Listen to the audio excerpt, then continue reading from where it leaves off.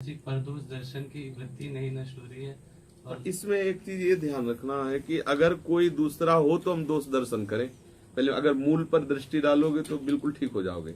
एक बात ये समझो, प्रभु के सिवा कुछ है? कभी शास्त्र स्वाध्याय करते हो? कभी गीता पढ़ा, भागवत पढ़ा, वेद पढ़ा? कभी तो सुना ही होगा।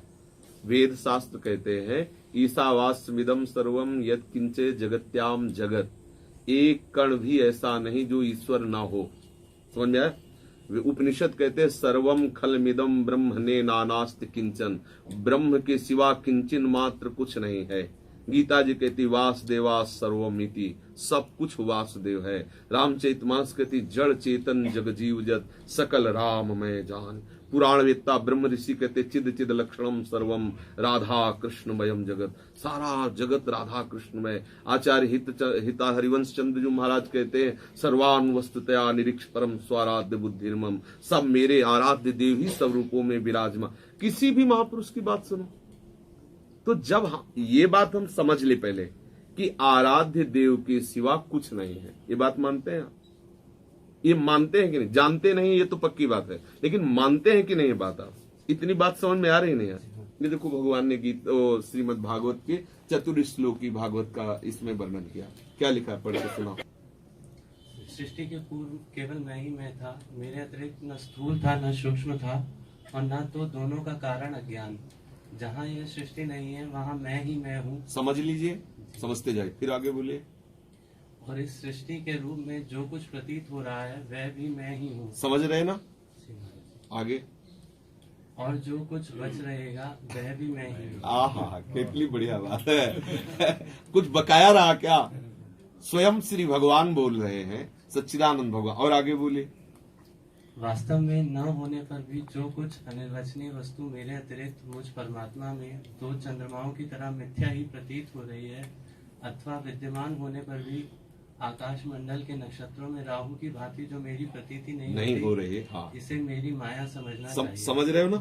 समझ रहे हो? ये भगवान के वचन। और आगे पढ़िए। जैसे प्राणियों के पंचभूत रचित छोटे बड़े शरीर में आकाश आदि पंच महाभूत उन शरीरों के कार्य रूप से निर्मित होने के कारण प्रवेश करते भी हैं, और पहले से ही उन स्थानों और रूपों में कारण रूप से विद्यमान रहने के कारण प्रवेश नहीं भी करते, क्योंकि पहले से ही वो विद्यमान है उसी में जी। वैसे ही उन प्राणियों के शरीर की दृष्टि से मैं उनमें आत्मा के रूप से प्रवेश किए हुए हूँ, और आत्म दृष्टि से अपने अतिरिक्त और कोई वस्तु न होने के कारण प्रविष्ट भी नहीं भी हूँ। हाँ। यह ब्रह्म नहीं, यह ब्रह्म नहीं, इस प्रकार निषेध की पद्धति से, और यह ब्रह्म है, यह ब्रह्म है, इस प्रकार अन्वय की पद्धति से यही सिद्ध होता है कि सर्वातीत एवं सर्वस्वरूप भगवान सब रूपों में सर्वदा और सर्वत्र स्थित है। वही वास्तविक तत्व है जो आत्मा अथवा आत्मा का तत्व जानना चाहते हैं। उन्हें केवल इतना ही जानने की आवश्यकता है। आप ये बात समझ रहे ना? ये बात सब शास्त्रों में सब महापुरुषों ने अनुभव की। बिना इसका अनुभव के कोई आगे नहीं बढ़ता। चाहे उदास्य भाव, सख्य भाव, वात्सल्य भाव, गोपी भाव, सहचरी, कोई भी भाव, पहले ये शांत रस, पहले यहाँ से वृत्ति शांत हो जाती है। एकमात्र मेरे प्रभु के सिवा कोई। अब किस पर निंदा करोगे? घर में बैठकर उनकी आरती उतारो और बाहर जाकर के उनकी निंदा करो, प्रसन्न होंगे क्या? घर में बैठ के रबड़ी पाओ और बाहर उनको गाली दो जो हर शरीर के अंदर विराजमान है, सब रूपों में विराजमान। भगवान कपिल देव जी ने कहा जो हमारी मूर्ति में तो पूजा करता है विविध प्रकार की भोग सामग्रियों से, और बाहर मैं ही सब जीवों के रूप में उनसे द्रोह करता है, उसकी पूजा ऐसे हुई जैसे राख में किया हुआ हवन, अर्थात बेकार हुई। इसलिए हमें ये ध्यान रखना है कि हम जिसके दोष देख रहे हो हमारा आराध्य देव है। क्या आराध्य देव में दोष है क्या? तो ये दोष मेरा ही है ना, तो मुझे अपना दोष दूर करना है कि वहां दूर करना? वहां तो सब आराध्य देव विराजमान है। साधक को केवल ये सोचना है मैं एक साधक हूं और सब साध्य वस्तु है। यही वजह आप जहां जान गए तो आप सिद्ध हो गए।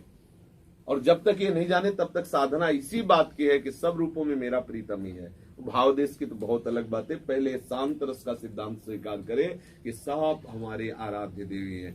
एक क्रूरापि पापिनो नत सताम संभाष्य दृश्याश्चये सर्वान वस्तुतया निरीक्ष परम स्वाराध्य बुद्धि। जो क्रूर हैं, दुष्ट हैं, पापी हैं, संभाषण योग्य नहीं है, ऐसे लोग भी हमारे साक्षात राधा वल्लभ लाल ही हैं, ये मेरी दृढ़ मति है। अब आप विचार करो, जो क्रूर हैं, ऐसा व्यवहार करते हैं, वो भी हमारे प्रभु ही हैं, ये भाव हमें रखना है।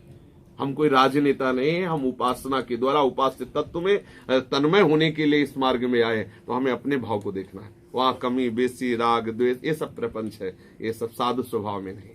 साधु स्वभाव में एकमात्र हमारा प्रीतम, जित देखू तित श्याममयी, और उधो मन न भय 10-20 एक तो सो गयो श्याम पे। तो जित देखू तित श्याम, तो दोष दर्शन कौन करेगा? अगर हो रहा है दोष दर्शन तो अभी हमारी उपासना नहीं हो रही।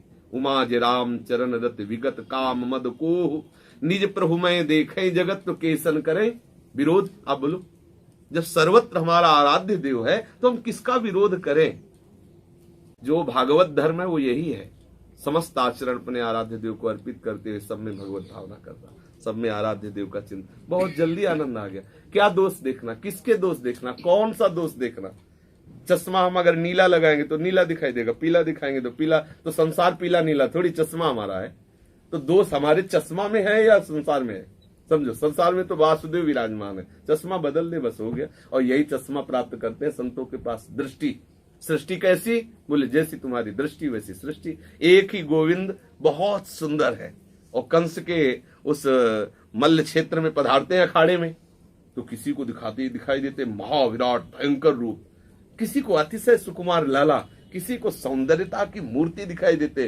तो ठाकुर तो वही है, उन सबके जैसे चश्मे वैसे दिखाए, जाकी रही भावना जैसी, प्रभु मूर्ति देखी तिन तैसी। तो ये प्रभु मूर्ति संसार वासुदेव है, दूसरा कोई नहीं है। समझ में आ रहा है ना? इसी सिद्धांत से आप सुधर सकते हो, अन्यथा नहीं। गुण दोष में संसार, जहां तुम्हें 4 गुण दिखाई देंगे वहां दोष भी है। कोई ऐसा सृष्टि में नहीं है जो गुण दोष से ना बना हो। जैसे बिल्कुल शुद्ध सोने का कोई आभूषण नहीं बन सकता, बन ही नहीं सकता, मिलावट करनी ही पड़ेगी। शुद्ध सोने का आभूषण नहीं बन सकता। कहते हैं शुद्ध है, लेकिन उसमें चाहे राई पाई मिलावट, बिना मिलावट के आकार आ ही नहीं सकता। ऐसे ही जितनी सृष्टि है इसमें दोष रूपी मिलावट है। जड़ चेतन गुण दोष में विश्व कीन करतार, संत हंस गुण गाहे पे परिहरि बार विकार। समस्त चराचर जगत रचना ही उससे है, गुण दोषों से ही रचित है। तो क्या करें? सुनो तात मायाकृत गुण और दोष अनेक, गुण या उभय न देखी देखी सो विवेक। ये तात, ये मायाकृत रचना में गुण दोष सब कुछ है। तो सच्चा विवेक ये है कि हम गुण दोष देखें नहीं, एकमात्र प्रभु को देखे। अगर गुण दोष देखते तो क्या बोले? अविवेक है, ज्ञान है। सत्संग करो जिससे विवेक का प्रादुर्भाव हो और सब में भगवत भावना हो। ये बात